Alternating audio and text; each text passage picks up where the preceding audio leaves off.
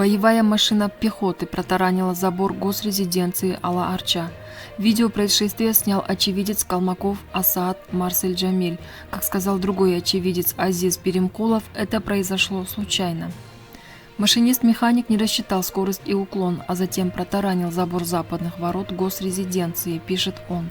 На дороге в селе Чоңарык установлен блокпост, так как в Бишкеке введен режим чрезвычайной ситуации.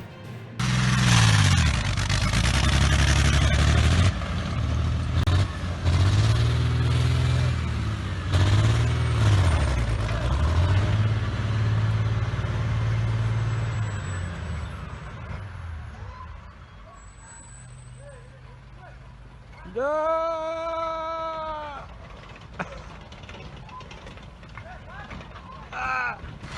Вау! Ты снимал? Слав, ты же снял? Ты снял?